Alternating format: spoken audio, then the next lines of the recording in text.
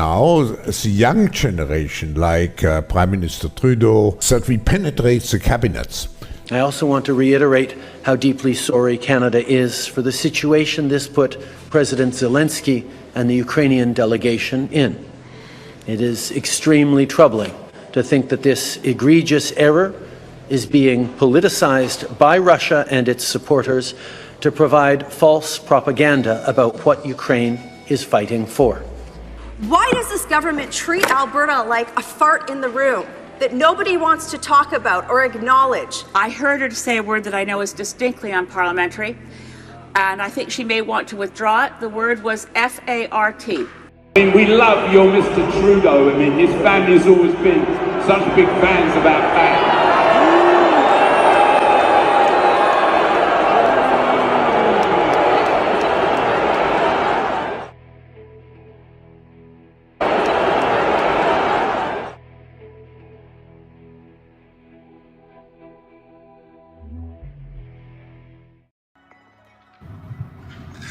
Hello, everybody.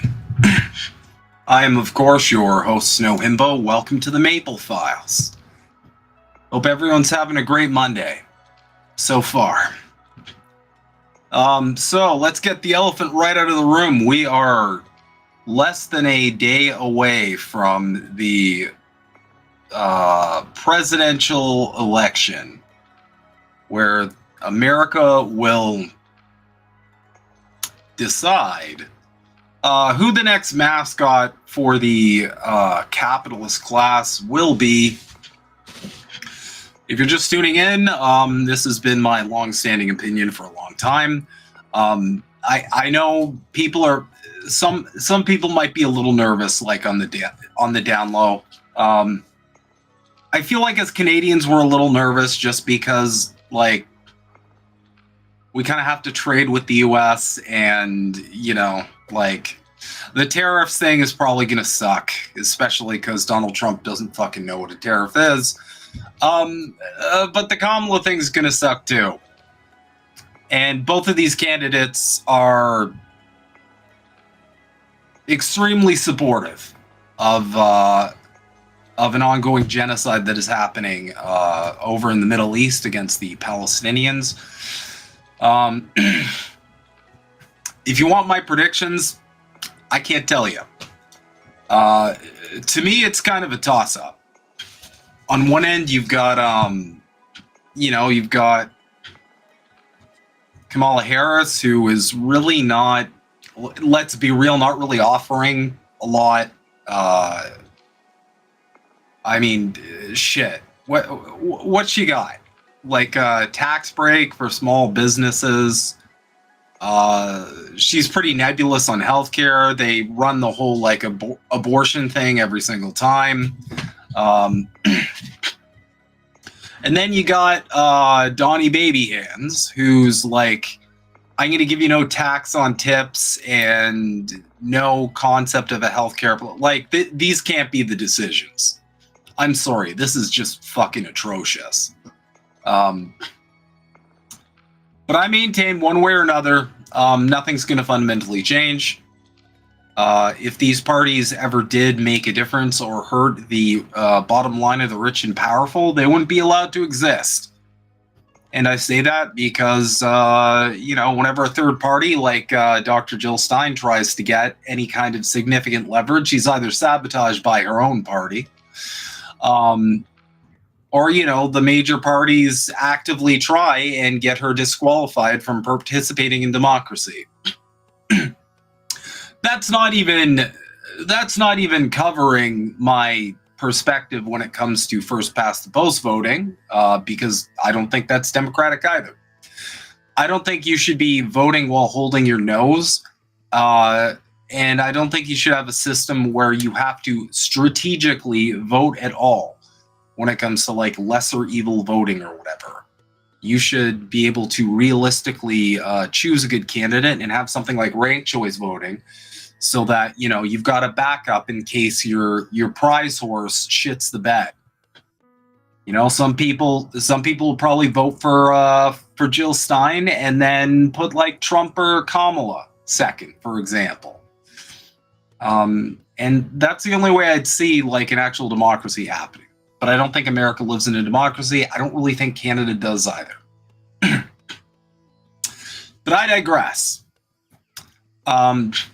We got one hell of a show tonight. Hopefully it'll be fairly brief. I had some ongoing stomach issues earlier in the day, so I'm going to try and get some good sleep tonight. If only because I got a ton of work this week. But we're going to have some fun. Now, to start off right off the bat, I did not know Real Life Turning into Spaceballs the movie was on my bingo card. But apparently it is, because yeah.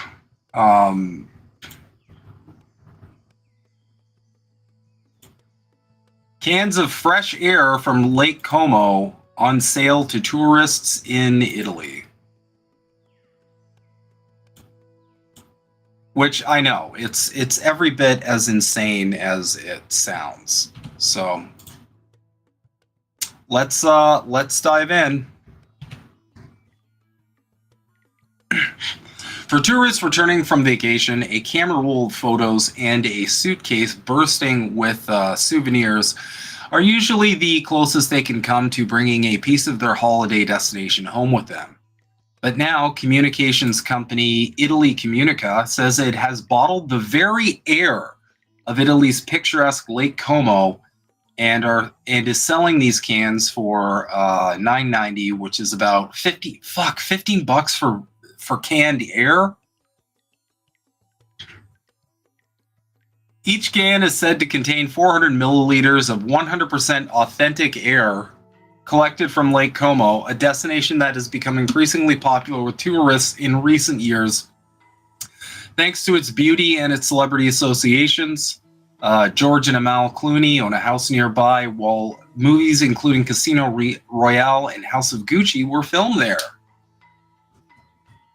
More than 5.6 million people visited Lake Como in 2023, and the numbers are consistently growing, according to Lombardy Tourism Bureau.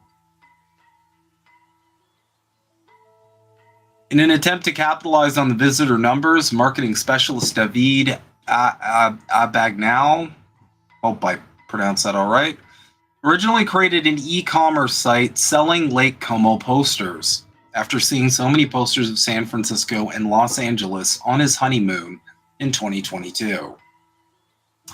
His latest initiative, selling canned air, aims to create a souvenir that could be easily transported in a suitcase for tourists, and something original, fun, and even provocative, a spokesperson for Italy Comunica told CNN on Monday. It's not a product. It's a tangible memory that you can carry in your heart, Abagnale told CNN, adding that once tourists are home and have opened the can, they can repurpose it as a souvenir pen holder. Oh, cool. This must be the efficiency of capitalism. Not everyone is on board with this. Como Mayor Alessandro Rapinez said it wouldn't be his first idea for tourists and would prefer they take home other souvenirs like the silk scarves the area is known for. It's a novel idea, but not for everyone, he told CNN. But as mayor of one of Italy's most beautiful cities, if someone wants to take some of their air home, that's fine as long as they also take beautiful memories of this area. When reached by phone, Chiara Piscatelli, who sells the canned air in her bookstore in Como, said it was a real gadget. Despite the apparent novelty, Como isn't the first Italian tourist spot to offer a can of its finest air. Abagnale says the idea came from other locations like Naples, where the local air has been sold for years. And in 2020, one company began selling bottles of authentic air from England, Scotland, Wales, and Northern Ireland, okay, better, to provide UK residents overseas with the scent of home. Tourists can also buy cans of air in Iceland, while a Canadian company saw its sales boom in 2015 when hundreds of Chinese customers began buying its canned air. I mean, goddamn. I feel like when you're selling air for like $15 a can, we're pretty down bad, huh?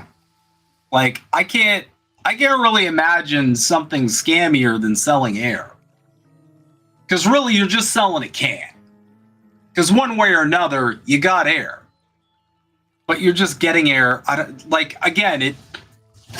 This would be better if it were a situation like Spaceballs where the actual air is the scarcity.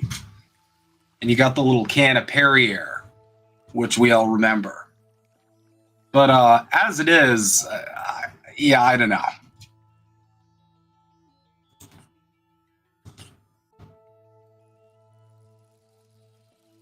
But that's how it's going. I don't know. You guys tell me. Would you buy air? Because I probably wouldn't buy air. I'm a little privileged because I live in a fairly cottagey sort of area, so the air is actually really nice. That's actually the first thing I noticed when I moved out of the city. I noticed the air was just. I noticed the air itself was pretty incredible.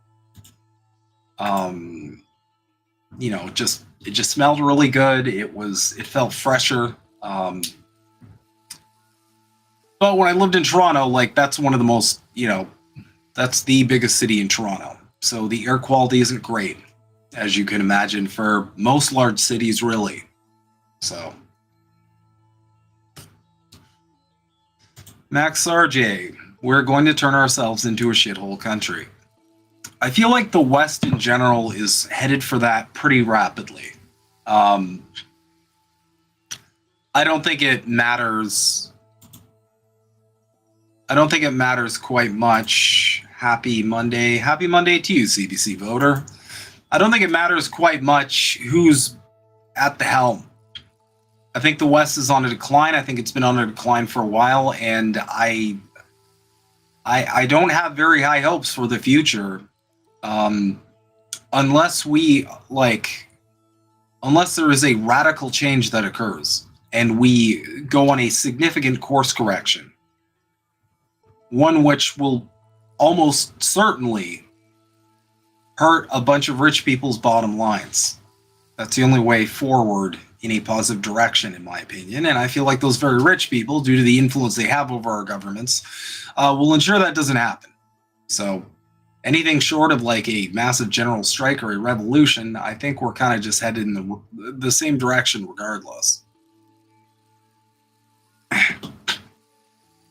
You need look no further than the states and what both parties are promoting. Donald Trump, he LARPs like he cares a lot about the immigration problem. But when you see the people he's affiliated with, it starts becoming pretty clear that,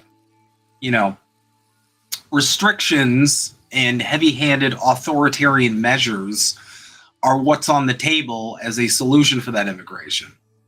And, not for nothing, but the Democrats are they're accepting the right-wing framing on the immigration issue, and they're likely going to offer the same. As conditions worsen and worsen, you can expect the state to start the big clampdown.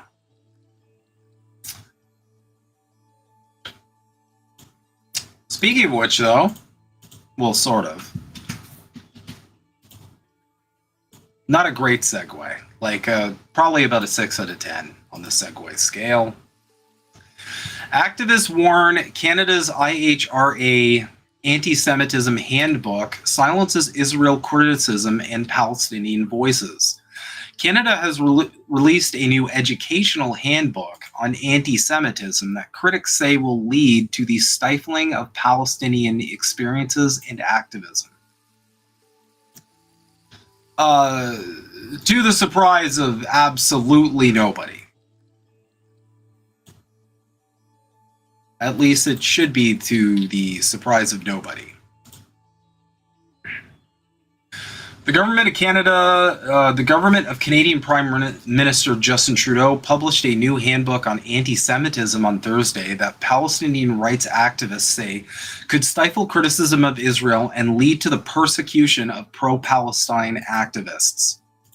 The Canadian handbook on the IHRA working definition of anti-Semitism is described by the government as an educational resource as part of its commitment to combating anti-Semitism. However, Canadians for Justice and Peace in the Middle East, CIJA, claims that the handbook will have a chilling effect on pro-Palestine speech and activism. Much of the controversy stems from the involvement of the IHRA, which stands for the International Holocaust Remembrance Alliance, and whose definition of anti-Semitism is widely seen, surprise, surprise, as conflating criticism of Israel with anti-Semitic rhetoric. One of the most contentious elements of the handbook, based on the IHRA. Hey, Nahilo. How's it going, man? Based on the IHRA definition of anti-Semitism is the idea that criticizing Israel as a racist ethno-state is anti-Semitic.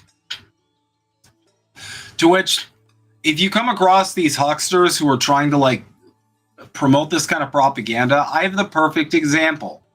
You just go, hey, so by that logic, if you criticize Justin Trudeau, because a lot of the pro-Israel people are critics of Justin Trudeau, by that logic, if you criticize Justin Trudeau's government, does that make you anti-Canadian? And if they say no, then you say, okay, well then how does criticism of Israel and its government make one anti-Semitic? It doesn't make sense.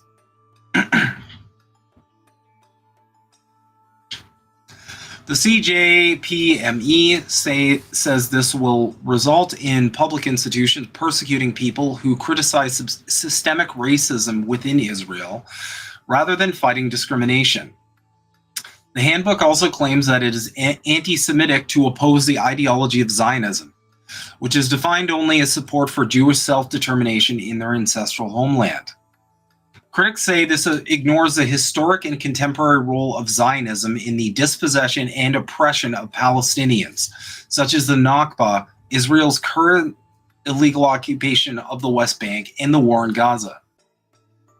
Case studies cited in the handbook include social media posts stating that you can't be anti-racist and Zionist, and Zionism is a racist and violent settler colonial project. On this basis, they warn that this will be used to silence Palestinian experiences of Israeli oppression and the freedom of speech to criticize Israel.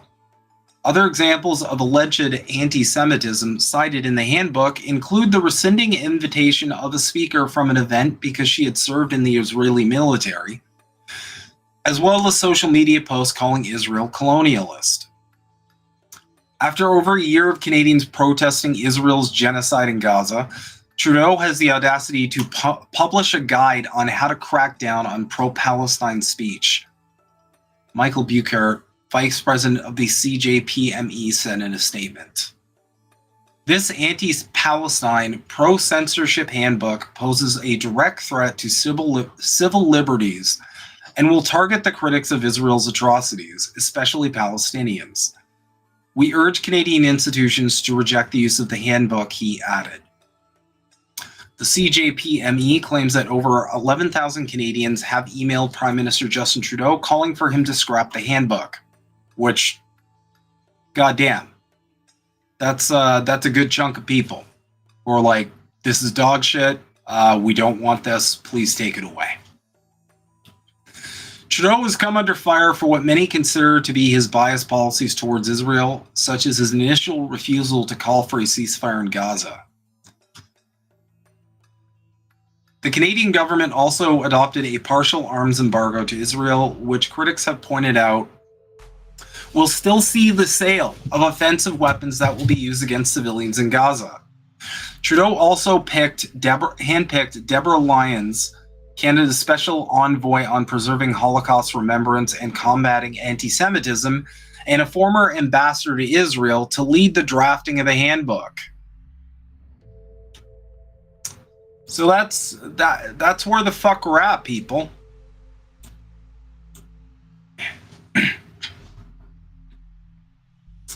it's to all those Americans who are tuning in, we're in the same quandary up here.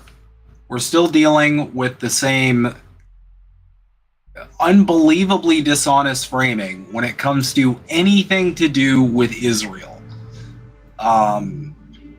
Such as the ridiculous notion that the simple act of being like, hey, I don't think you should be blowing up children is somehow anti-Semitic. It's like Caitlin Johnstone said, right? Like there's a consequence. I'm paraphrasing. There is a consequence to people seeing just endless children and women and babies getting slaughtered, and then all of these people showing up and saying, if you don't say this is okay, then you're anti-Semitic, and they're waving Stars of David around and saying this is Jewish, this is Judaism, this is blah blah. Like, what? I always argue, like, what do you think that's doing? That's not helping anti-Semitism.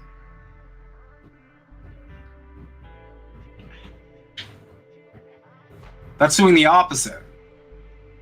So, on top of that, we've got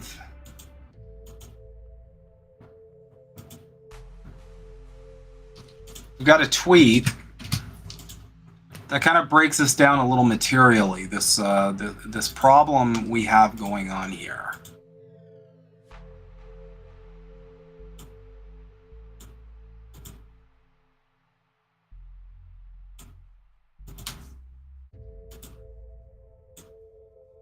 All right.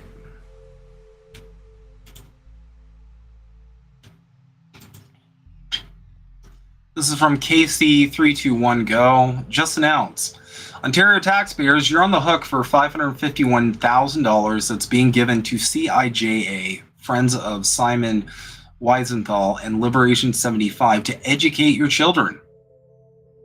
Ontario expanding Holocaust learning resources at school. Province investing in more supports to combat rising anti-Semitism in communities. So we're paying for this. We are paying tax dollars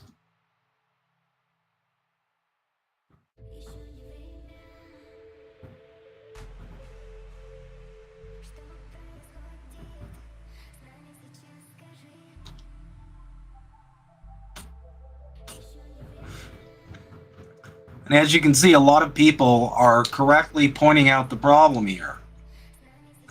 This is essentially brainwashing. Like Canada, I know we all claim that this couldn't have come to our country, but it's here. This is pretty fucking scary, because and all the conservatives who are like, they're indoctrinating your kids. What the fuck do you call this, guys? Okay, all the anti-woke crowd who's like, they're indoctrinating your kids. Yeah, not a peep on shit like this. Not a peep. It's crickets. Because for some weird reason, you can't be like, you can't join the right-winger club unless you're like unbelievably hypocritical when it comes to Israel. And you have to support everything they do unconditionally, which is by design, in my personal opinion. To those who tuned in, I think a couple episodes ago, but we went over a rather disturbing video of Pierre Poilievre essentially prostrating himself before an Israeli conference, which shows you his allegiances pretty perfectly. The entire conservative machine here in Canada was also in full-blown meltdown mode when Toronto had that pro-Palestine protest. Mostly because the numbers were staggering, but I mean they were all enraged, just losing their fucking minds. So we're here. We're stuck with the same problem.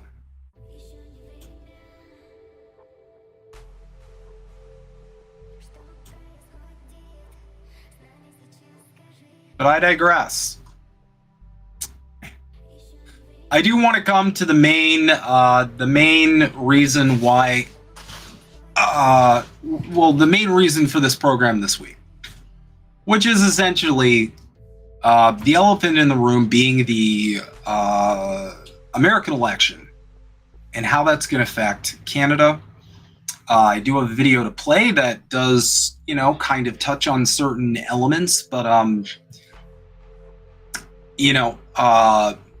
have my own thoughts as well. First and foremost, I feel like one factor that I don't see enough discussion on is how whatever government we're going to have in a year's time, around there, how that one is, hi Kitty, how that one's going to gel with whatever candidate gets into office. Historically, Trump wasn't great for Canada.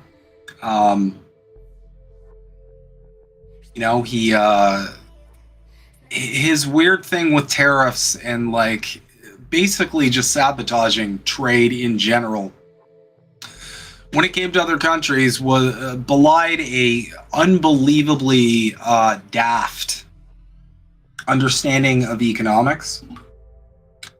But that being said, I don't think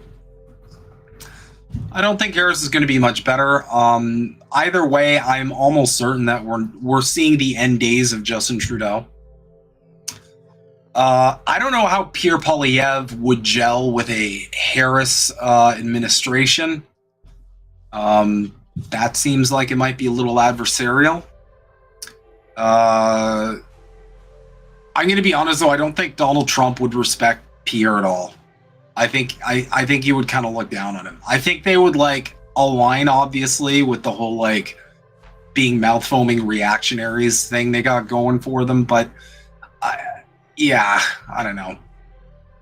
As we know here in Canada, conservatives, the biggest wish Canadian conservatives have is they want Canada to just basically become America. I think if they had the option, they would just have Canada just join America. Like we'd cut the borderline and we'd just be like greater America or something. I think that's what most conservatives would. That's their like wet dream.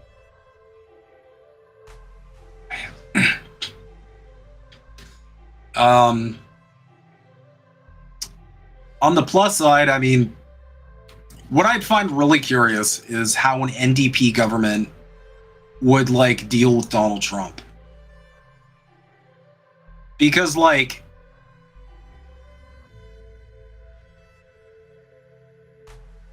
I mean, just like, at least Jugmeat, his style versus Trump's style would be interesting to navigate.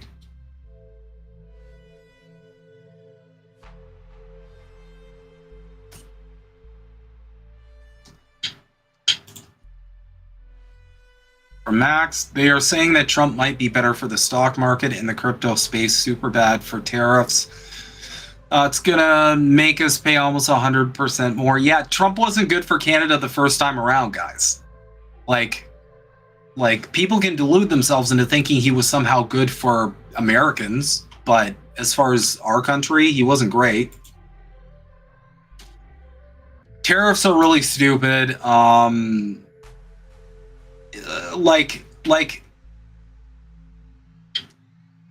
And the thing is, like, here's the thing. A lot of people don't realize, like, good for the stock market does not mean good for the working class. It doesn't even mean good for the middle class. What it usually means is good for moneyed interests. And as for crypto, I maintain the position that there is some sort of scary Orwellian digital currency at the end of that tunnel. My spidey senses, like my red flag, went off the second that shit started becoming popular.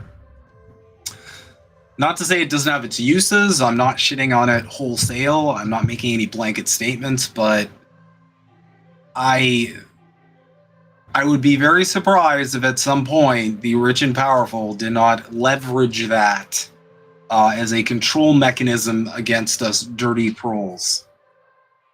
so to speak.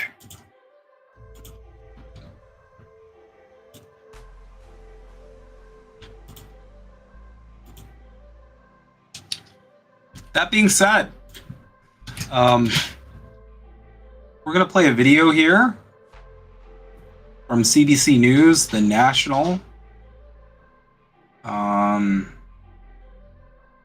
Just about how the election result could impact Canada, and then I'm going to give my take on it.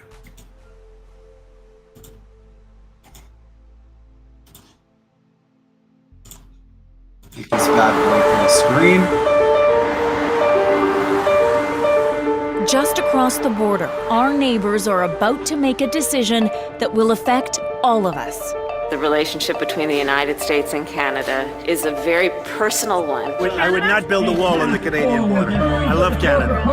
Harris or Trump? Predictable challenges or chaos? Canada has treated us very badly. Canada was taking advantage of us, as usual. Your cash is on the line. There'd be a lot of short-run disruptions because businesses would need to find new suppliers, new customers, and almost surely a recession.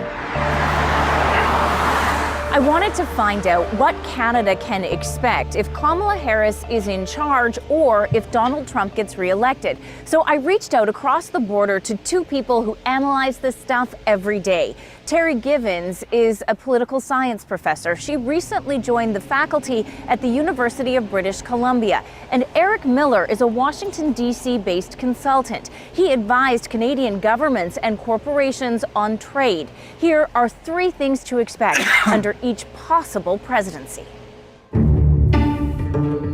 Starting with a return to Trump. I'm going to put a 100, 200, 2,000% tariff. The first big challenge, tariffs. Donald Trump has promised to impose at least a 10% tariff on all goods. Who called it? Who called it? Like this is his go-to. Imported to the U.S. There's been no sense that current free trade agreement partners will be exempted. That means everything Canada exports to the U.S. would be more expensive, and Americans would buy less. And with a huge adjustment cost. For Canada, whose prosperity depends on exporting, the introduction of significant new tariffs from the United States would cause a great deal of pain. Economists at TD Bank crunched the numbers. Here's their baseline expectation for GDP in Canada over the next couple of years, growth around 2%. Now, watch it drop when you factor in Trump's proposed tariffs. Other countries will be encouraged to retaliate. So what it likely means is that many things that Canadians are buying from abroad, not only from the United States, will get a lot more expensive. So the cost of living and inflation challenges will be made much, much worse. Challenge number 2 under Trump, migration. On day one, I will launch the largest deportation program in American history to get the criminals out. Donald Trump is promising to deport 11 million undocumented people from the United States. What kind of pressure would there be on the Canadian system if that deportation actually is implemented? Oh, I think they'll be huge. Givens says Canada could expect more people trying to come here, both legally and illegally. There's going to be people who want to leave the U.S. and go to Canada. And if that influx increases dramatically, I think it's going to be important for Canada to start thinking proactively about ways to work with other countries. How are we going to manage this flow? The third challenge under a second Trump presidency, defense spending. NATO countries are supposed to spend 2% of GDP on military and defense. Right now, Canada spends about 1.29%. There's a plan to get to 2% by 2032, but don't expect that timeline to satisfy Trump.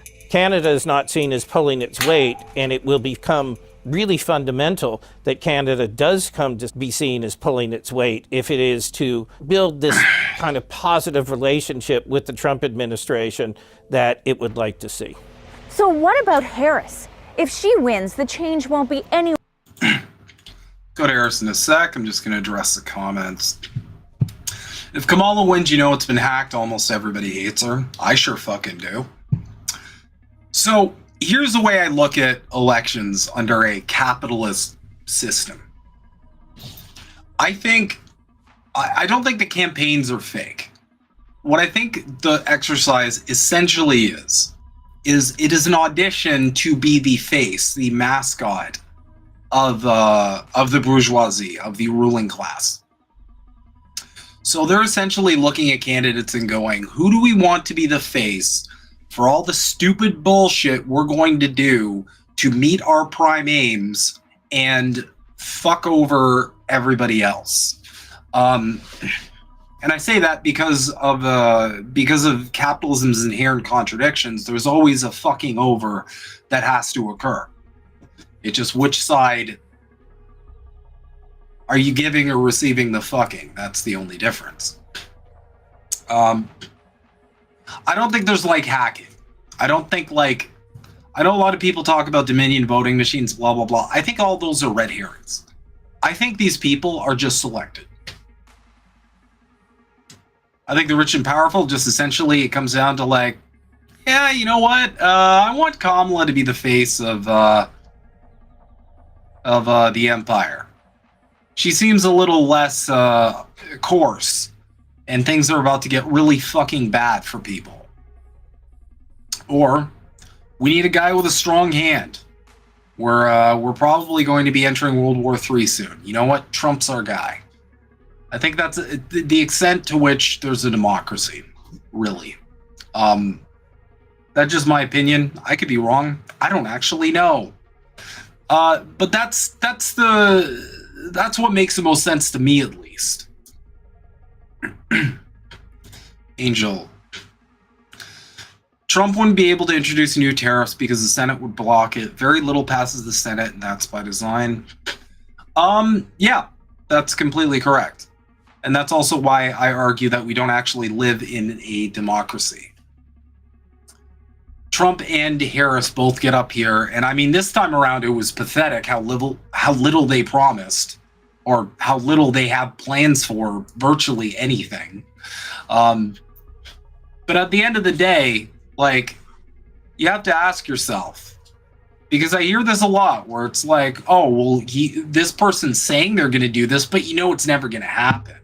And it's like, okay, that's a really great argument to just not trust any politician fucking like ever on any promise they ever make.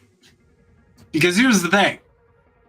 When these politicians are saying I'm going to do X, Y, and Z, like they're not completely unaware of issues that it might face in the House or the Senate or up here in Canada, Parliament. They're aware, but they say like, nope, definitely going to do that. As opposed to like, I'm going to try and do a bunch of these things and hopefully I can get the Senate to work with me. I can get the House to work with me. I can get these people to work with me. But I can't make a promise, obviously, because it might get blocked.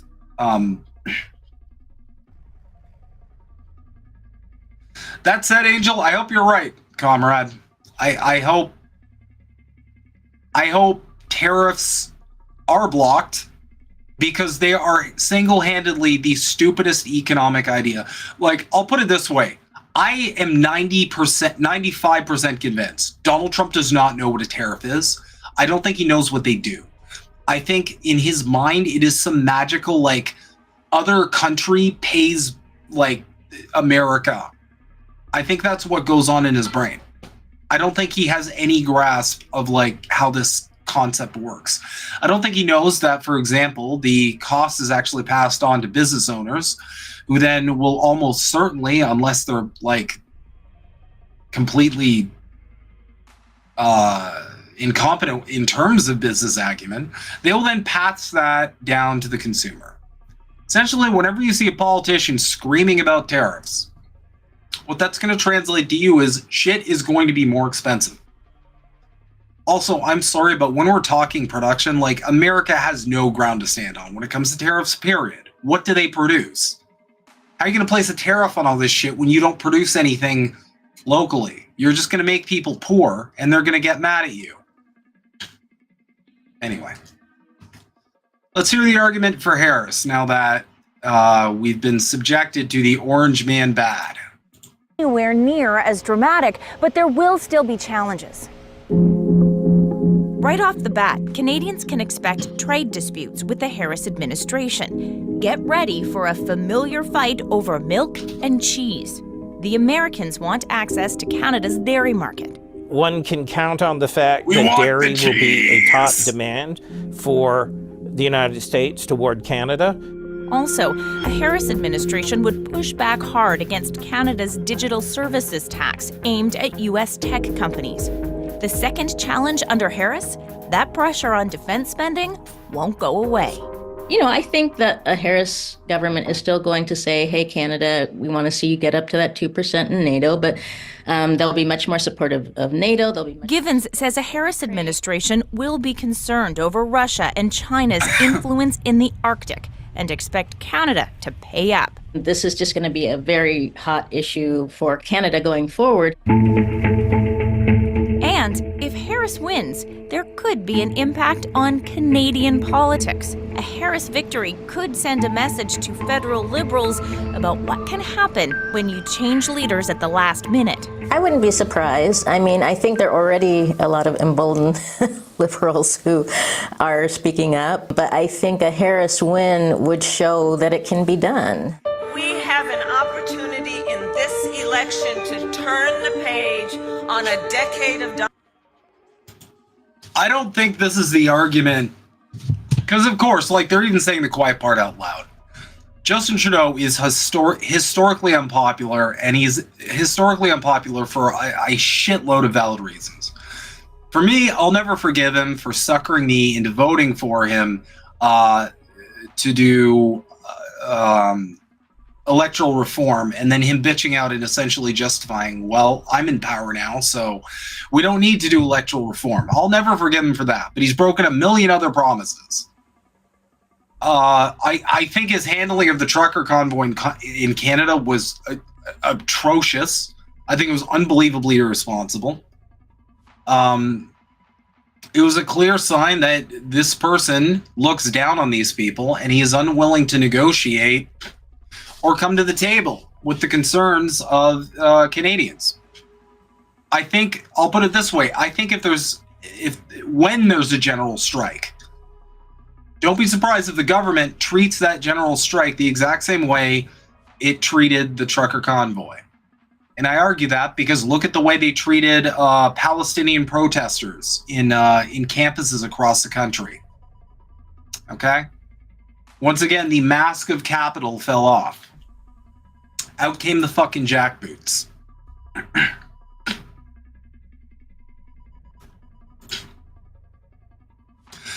The U.S. is obsessed with making Canada spend more money on America's imperialist wars.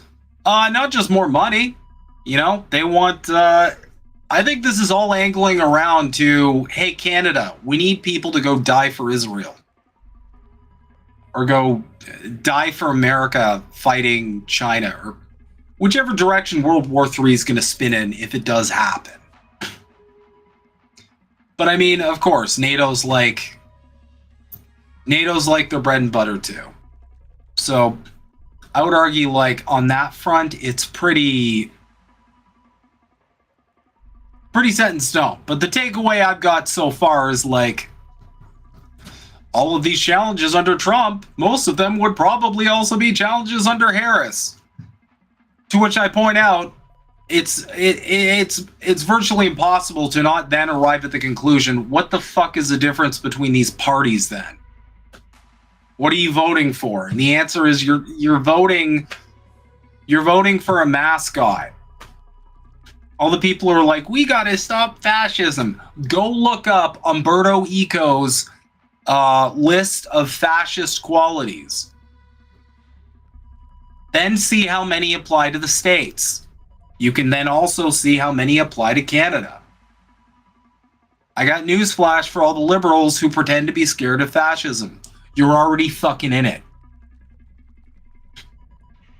It's just, there's a neoliberal veneer. It is a polite fascism. That's the reality of the current state of being. The Canadian dollar is America's favorite yo-yo. Yo, word. That tracks. It tracks. Donald Trump. As close as the race is, we may not know who wins the election for a while. I think we don't have time to panic. I think we have to start laying out scenarios around what will happen and start looking at what are the carrots and what are the sticks that are needed to be deployed in order for Canada to be able to effectively navigate this period. Both Miller and Givens say Canadians should be patient. Their advice? Plan for both possible presidents and wait. Help! Help! Oh, we're not doing ads on here.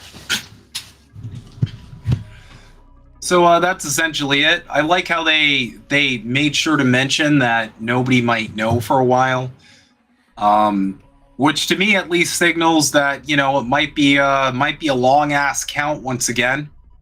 You know, I know everybody's like super excited for the election tomorrow.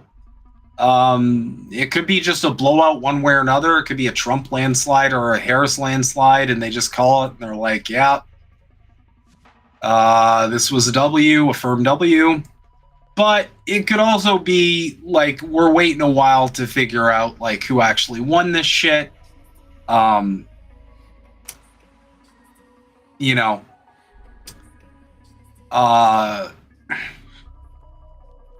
there isn't like, I'll put it this way. There aren't as many obstacles, in my opinion, as like the COVID era, because obviously they had like a shitload of mail-in ballots. The whole voting process was a little slower anyway, because we were kind of in the midst of a pandemic. But, you know, it still could take some time.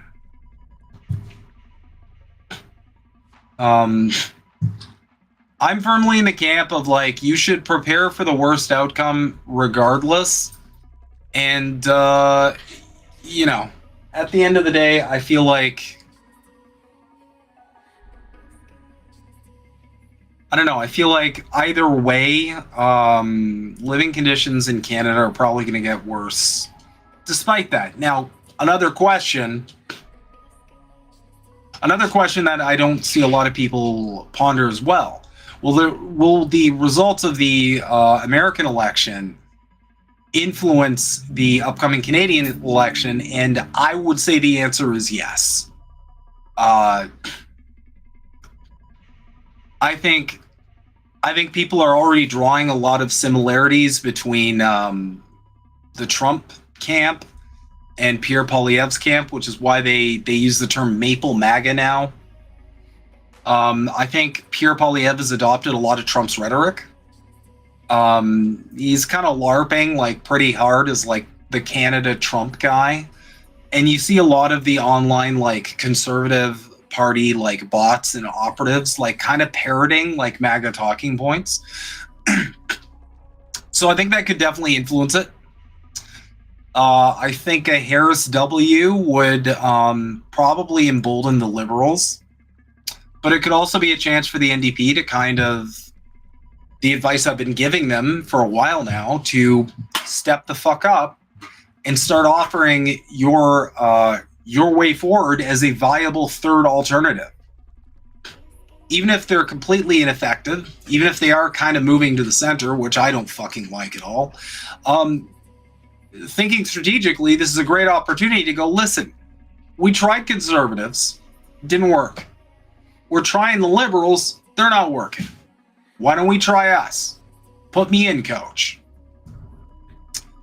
I think that might be a little more viable under a Harris presidency, but you know, in the chance that Trump does get in and he does somehow get away with the psychotic tariff shit, that might present an opportunity for the NDP too, because they're essentially saying, listen, we can't,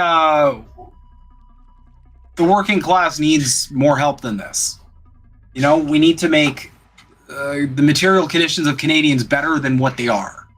And we're the only party that actually has a plan for that. Because, you know, at the end of the day, like the Conservatives, like axe the tax, build the home shit. that's not going to make life more affordable for you. It's like I always say, conservative policies, they are rich people policies in working class clothing. Because every policy a conservative puts forward, and this is the same in the States as well, once you read the fine print, it's clearly going to benefit a class of people that is in a different tax bracket than you are. But they're very good at selling them as pro-working class. That's been the Canadian conservative shtick for a while now. And one thing I feel like Americans have borrowed from Canada, at least in this election, maybe unintentionally, is you've got a lot of the conservatives in America who are now also kind of like LARPing as the working class party, where we care about the working class, which ridiculous. Look who they're planning on giving tax cuts to. It's not working class people. They seem to care, like the very bottom for them seems to be like small business owners, which nobody cares about. But I digress. We'll really see what happens tomorrow. I feel like a lot of people are going to make it like a big bonanza, and I feel like a lot of people are going to expect like a firm, solid like decision one way or another. And I don't know if we're going to get that. You know, it might take a while before a clear winner is decided.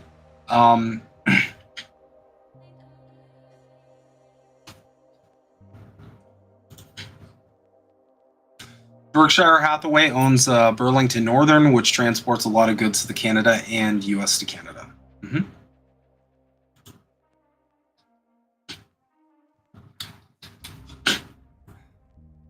But like, at the end of the day, one way or another, you know,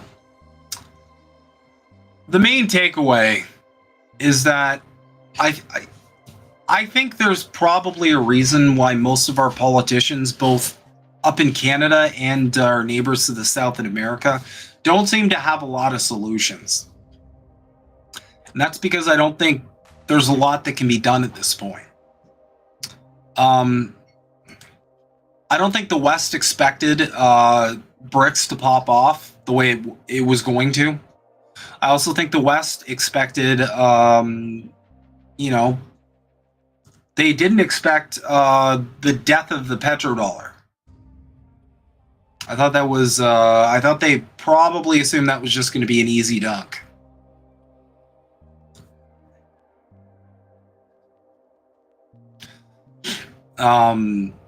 You know,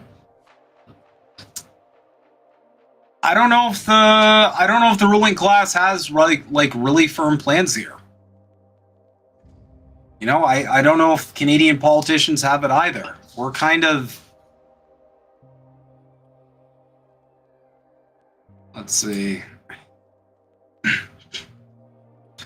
Angel, I wish it takes a while. That means more content for my show, Angel in the Afternoon.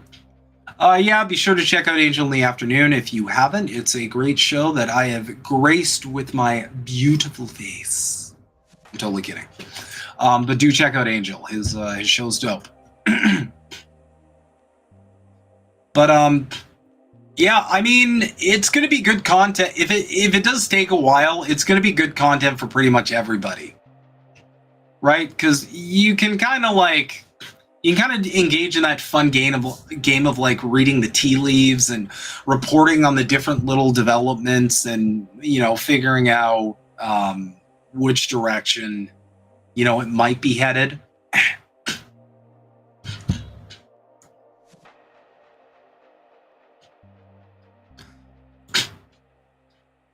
I'm guessing it'll take a couple days to sort out who won.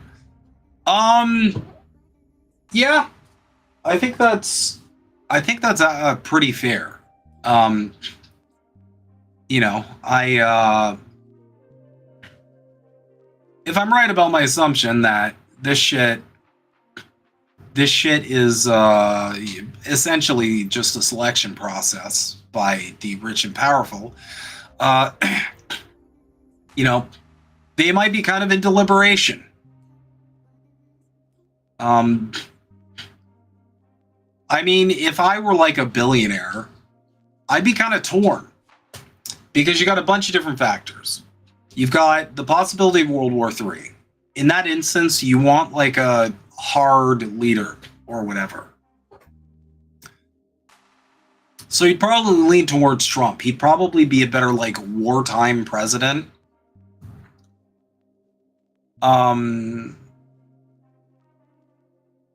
But if there's not really a World War III, and we're just looking at like a steady decline, and at this point, I don't think anything's going to prevent that.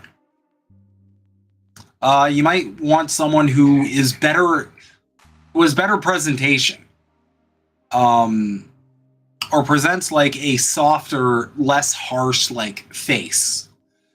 So it might be Harris. You know. Either way, I mean, I just have to say, like, the fact that these are the choices and it's actually a close election, that should be enough for Americans to be out on the street. You should not be forced to choose between a walking question mark and an idiot. And that's what your choice is. It's whatever the fuck Kamala Harris is. And I don't think any of us knows still what the fuck that is.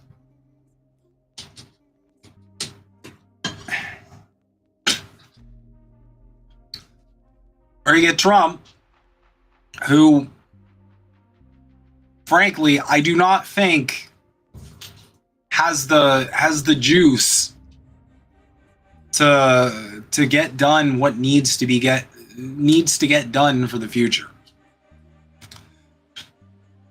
But most importantly, whatever the case is, Israel wins, the military-industrial complex wins, the billionaire class wins, and y'all fucking lose. And by proxy, we lose up here as well.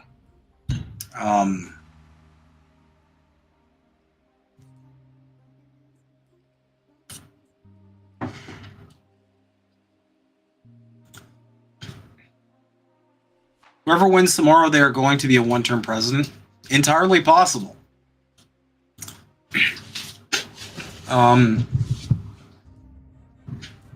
You know, it depends on a lot of factors. I mean, personally, I would like to see a society that kind of moves past this whole, we need like a person to like lead us forward. I'd like to see a more active society. I mean, shit, we can all just pick up our phones and we can weigh in on anything nearly instantly. Why we don't need representatives? You know, we could all like guide the country together.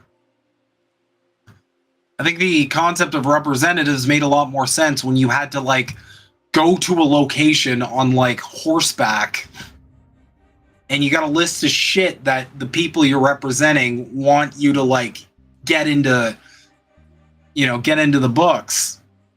I don't think it has as much utility in 2024 when information and the dissemination of information is nearly instant.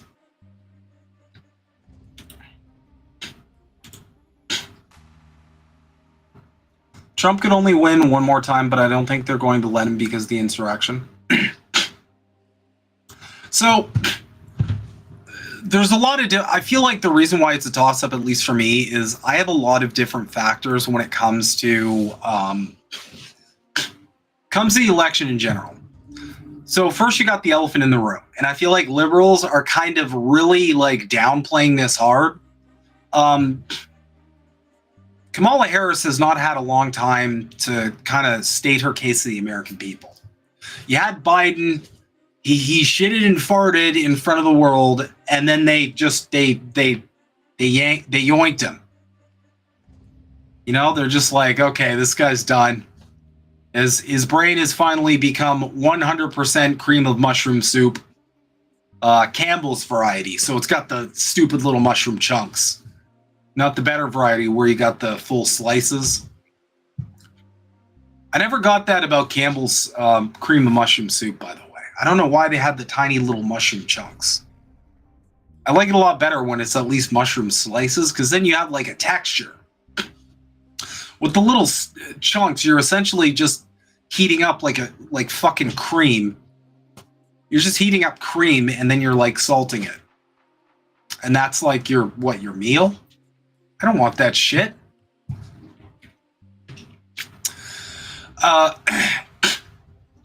So there is the elephant of the room of like, she just hasn't had this isn't a full campaign. She hasn't been running a full campaign. She, it's kind of like a last minute, like, let's just throw you in there and, like throw some shit against the wall. An elephant in the room that a lot of the MAGA cultists, an elephant in the room that I feel like a lot of the MAGA cultists aren't understanding is the fact that, like, Donald Trump was already in office for 4 years. He didn't do a lot of the shit he said he was going to do. Now, people can cope and they can go, oh, but he just had the bad people. He was misled. He's learned his lesson. He's surrounded by good people now. You can cope all you like. But people just look at a guy who ran on the anti-establishment ticket, then got into office, and then was about as establishment as it comes, despite like the corporate press pretending that he's some kind of horrible, evil threat. When you look at shit on paper, what did he do to upset the apple cart? He didn't do shit. And I firmly believe with politicians, you can only judge them based on what they've done. I've never gotten this attitude on how politicians can run for re-election and be like, I'll get it done this time. It's like, well, why didn't you get it done last time?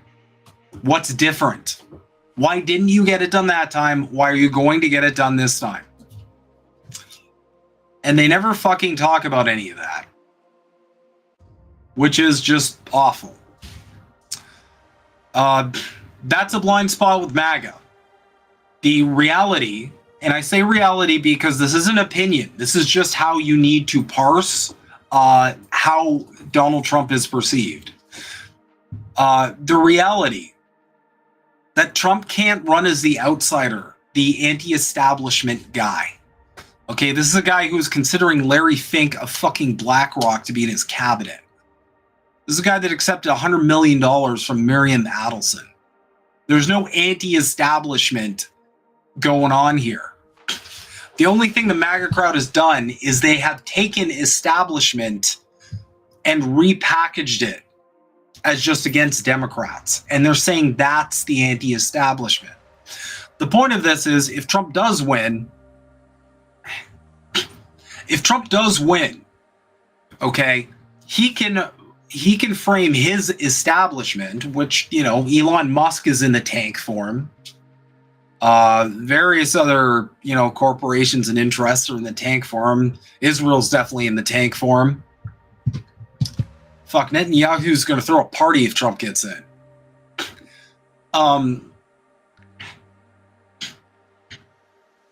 The only thing that can change there is they can repackage their brand of establishment as like the good establishment. That's the only thing that I think will honestly happen. Honest to God.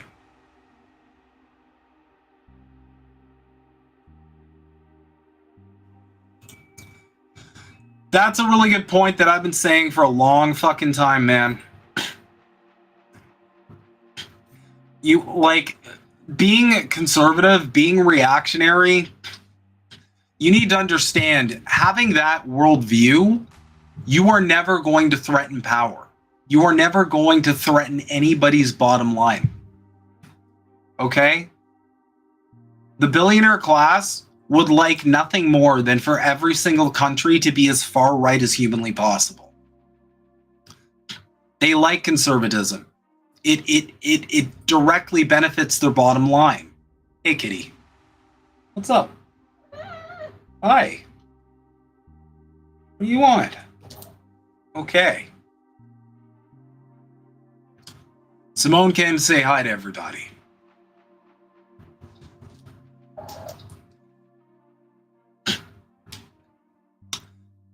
And the thing is, like, being a liberal doesn't really affect their bottom line either.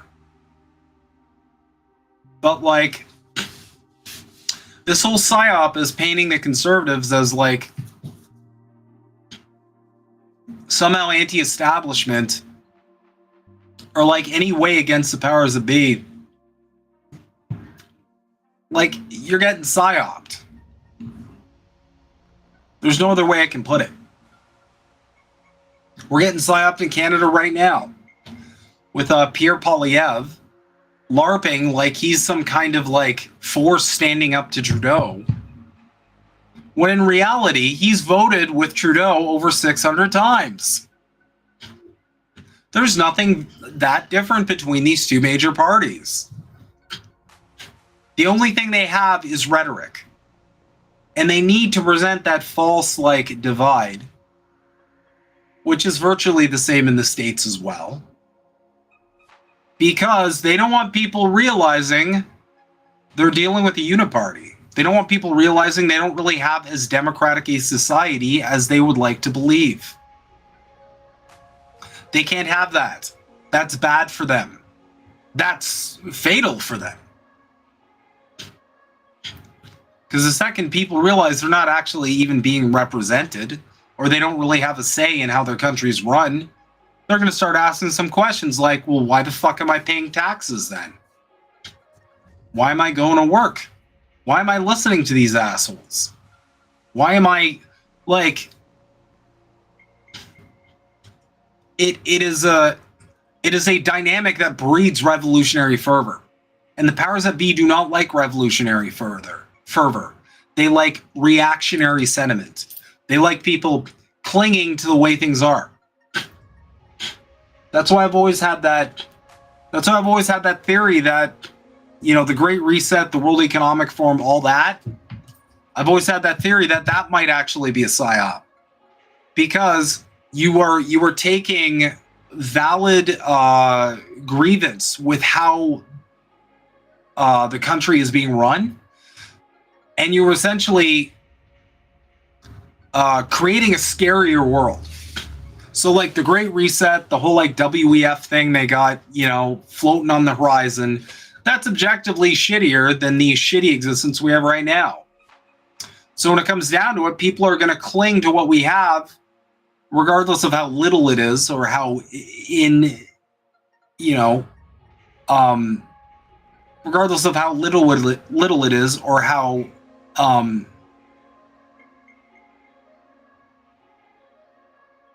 I forgot the word I was going to use. But, you know, regardless of how, like, ineffective it is, people are still going to cling to that when you've got this scary new thing on the horizon that looks way shittier. But, yeah. Either way, I mean, it's funny. I see on Twitter and on YouTube, everybody's got their little maps out where they're like, here's my prediction. And, you know, this shit couldn't be like more, this shit could not be more like textbook. The Kamala people, all of their maps are like Kamala wins. Some of them, Kamala. I saw Kyle Kulinski. He had like 3 scenarios or 2 scenarios or something. And even in the worst for Kamala Harris scenario, Kamala Harris still fucking won. And I'm like, bro, really? You're that hard into the blue aid? You're drinking the blue aid that hard that even in your worst case scenario, your person wins. And then you've got all the MAGA people with their little map saying like, oh, Trump wins in a landslide. He's totally gonna win. He's gonna get all the votes. She's gonna get none. So you see this on both sides of the aisle, where it's like their version of the map. All this is just like wishful thinking. They're just like, They're just essentially saying, like, this is what I want to happen. And a lot of people, especially on YouTube, are just doing that for content. People are going to tune in and be like, I'm nervous about the election. I want someone to tell me it's all going to be fine. And, you know, that's a lot more popular than some asshole like me saying, this doesn't matter. None of it matters. What's coming is going to come, regardless of what little puppet gets installed.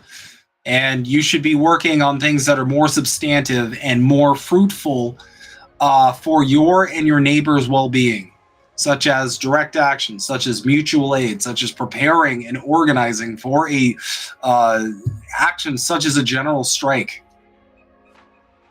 Unionizing your workplace.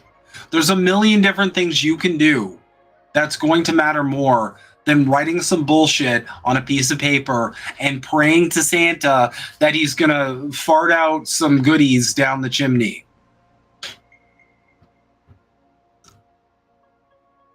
Because, like, there's no guarantee there. Just like up here in Canada. I'm gonna say the same thing next year during the election. Regardless of who wins, we're not going to see a lot of change. You know, Pierre Poilievre is probably going to get right to work on trying to, you know, get rid of the social safety nets. But realistically, we don't know how successful he'll be in that regard. If the Liberals get in, unless they're promising some kind of radical change, you can expect the same, like, incompetence that led us to all hate Trudeau to begin with. And if the NDP gets in, I feel like they're going to have a pretty uphill battle, because they're going to have a lot of people from both parties trying to block them passing any kind of progressive policy at all. And that's like, I mean, we've still got a year to go. Who knows how much further to the center the NDP could move till then. You know, you could blink and suddenly the NDP is just a new Liberal party, and nothing fundamentally is different. So I'll close by saying this. If you want the world to change, stop buying into electoralism, because it's there's no point. And I'll make this case. Okay, I'll make the case for Canada and also the States. Look at the quality of living your parents had. Because unless you are in the minority and you just lucked out, you probably remember your parents, I don't know, being able to support a family on one income. You might remember your parents actually being able to own a home, or at least afford rent.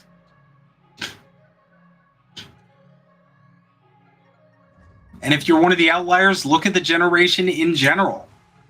You know, there's plenty of statistics. Conservative, liberal, we've had all sorts of changing of the guard. I've seen all sorts of changing of the guard in my lifetime.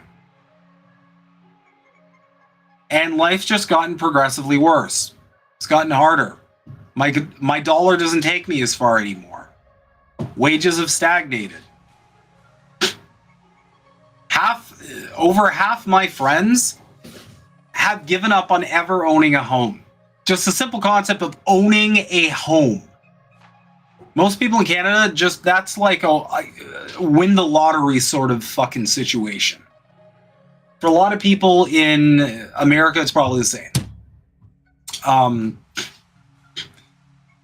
Half the people I know too, they're not having kids because they can't afford it. You know, that's two incomes, just not bringing in enough to raise a family.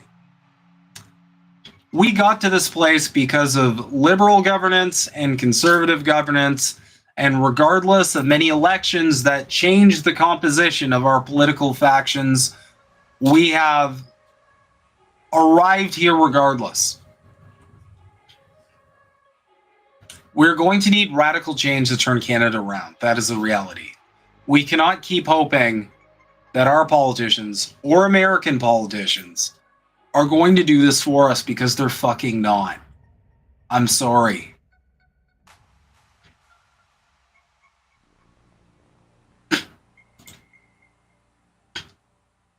Like the libs, if the NDP got in power, they would face the dilemma of what the fuck? Hey, kitty, stop. Like the libs, if the NDP got in power, they would face the same dilemma of how to please their base and maintain their donors at the same time. Yeah. That's what a lot of people don't understand. A lot of people in the NDP are not in your class. They are excellent at working class rhetoric. A lot of these people are landlords. They're homeowners. They're business owners. They don't sell their labor to a capitalist in order to survive. And that's just reality.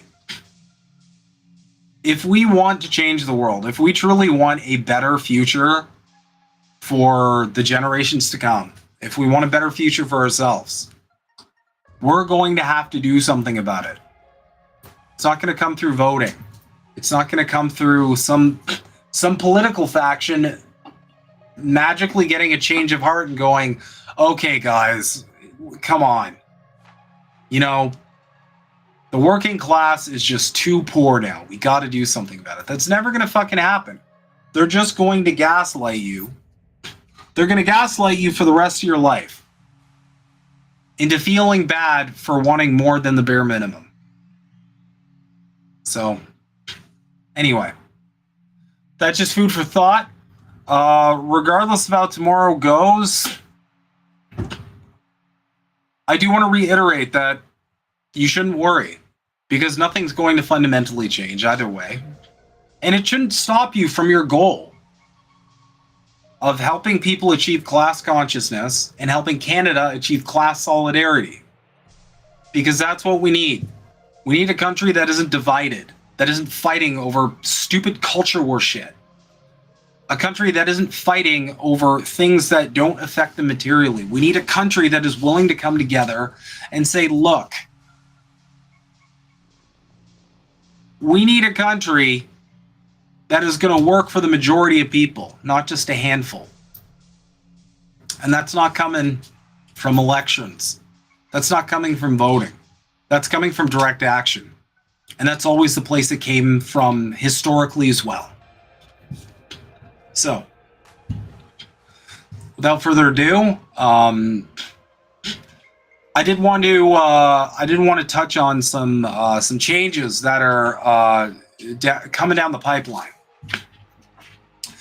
So first and foremost, I'm going to be taking part in a election day stream with Kid of Hardlands Media. I think a bunch of other INN members are going to be there too. Just kind of hanging out, talking about where the election's looking, all that. Secondly, we're going to cover this more in the next episode of Politically Homeless, but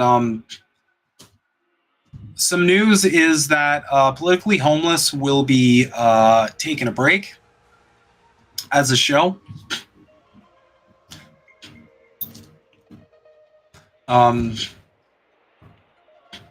My co-host has kind of got a bunch of stuff he's working on, so he's going to be out for a bit, some months, I think.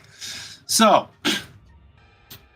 how we're going to move forward is I am going to kind of take the reins, and Politically Homeless will be a break, but after the election's over, Snow Himbo streams will be Thursday nights at 9 p.m. Eastern. This is going to be a bit of a different Snow Himbo streams because it's not going to be solely gaming. I'm going to cover current events, much like I did on Politically Homeless. World events, geopolitics. We'll be having some fun, but we'll probably play some games too. Either way, that's the format I'm going to have moving forward. I am hoping it is very similar to the same energy as Politically Homeless. I'm not personally going to change very much about how I come up with material. I'm definitely hoping to have a lot of guests on as well. we've had some really cool guests, and I want to keep that tradition up. Also, I'd love to interview people, but like an actual interview. So like I've got a bunch of questions that I'm asking people. I want to get more into that. We did that with Peter Coffin, and when I feel like it was a really good conversation. It was very stimulating. I want to do that more.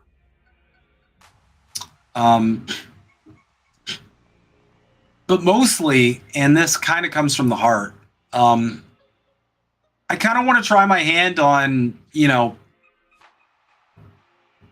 kind of striking out on my own a little bit. Kind of taking the reins and see how I do, running a show and it's just me. I'm just giving my spicy takes. I'm subjecting you guys to my various ramblings, but mostly kind of like a me brand thing. And then hopefully given enough time, the cats are fighting, fuck. Hopefully given enough time, Politically Homeless might come back, might not. We'll revisit at some point in the future. But I just wanted to give everybody some updates on like the direction that you can expect. Hey, stop fighting. Fuck. Yeah, I gotta wrap it up. The cats are losing it. But I'm not gonna stop doing Maple Files. That's gonna be either 8 or 9. And Snow Himbo streams will be Thursdays at 9 as well. So thank you guys for tuning in. Thanks for joining me. And